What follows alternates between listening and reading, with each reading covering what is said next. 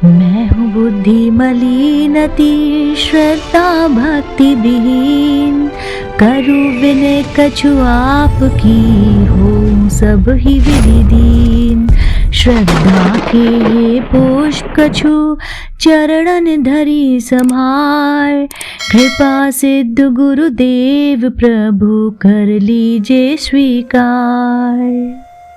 नीम करोली बाबा। दोस्तों, विराट अनुष्का हो या एप्पल के फाउंडर या फिर गूगल के मालिक, सभी इनकी भक्ति में लीन हैं। जी हाँ, हम बात करने जा रहे हैं नीम करोली बाबा की। इनकी कुछ जानकारी और कुछ ऐसे चमत्कार हम अपने चैनल द्वारा आप तक साझा करेंगे। नमस्कार दोस्तों, स्वागत है आप सभी का एक बार फिर से आपके अपने पसंदीदा YouTube चैनल आध्यात्मिक कहानियों में। दोस्तों, आज के इस वीडियो में हम बात करने वाले हैं नीम करोली बाबा की। जी हाँ, बाबा नीम करोली की ट्रेन रोकने वाली घटना विश्व प्रसिद्ध हुई, जिसके बाद वे चर्चा में आना शुरू हो गए। उनके जीवन की ऐसी बहुत सारी घटनाएं हैं जो उन्हें एक दिव्य पुरुष या फिर ईश्वर का अवतार मानने पर विवश करती है।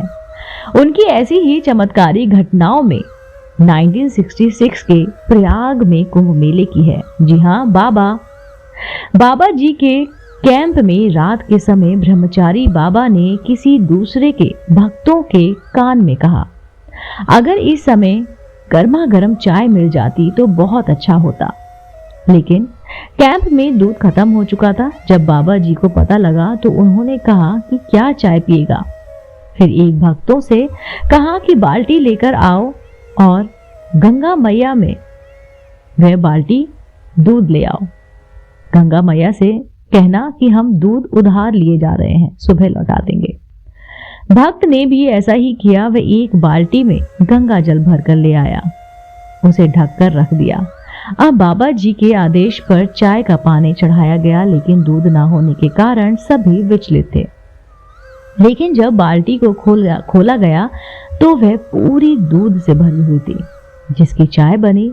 सुबह दूध आने पर बाबा जी ने एक बाल्टी दूध गंगा जी में वापस डाल दिया।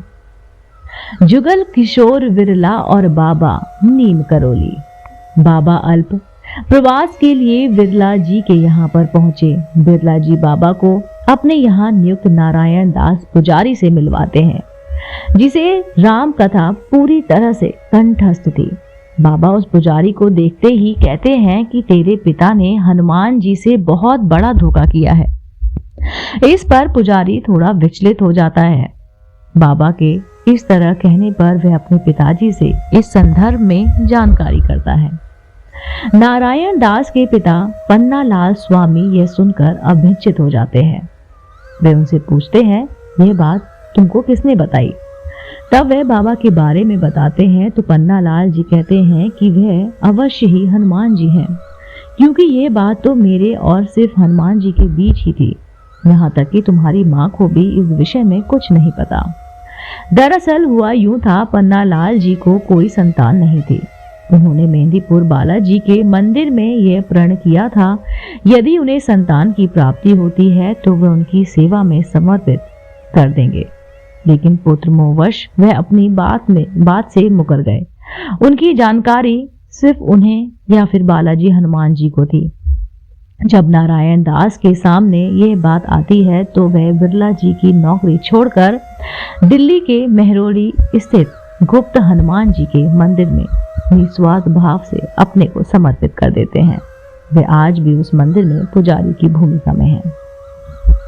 नीम करोली बाबा द्वारा कुछ कोट्स हैं जो काफी प्रचलित हैं। हनुमान चालीसा की प्रत्येक पंक्ति एक महामंत्र है। भगवान को अपने हृदय में वैसे ही रखें जैसे आप बैंक में पैसे रखते हैं। सबसे प्यार करो, सबकी सेवा करो, भगवान को याद करो और सच बोलो।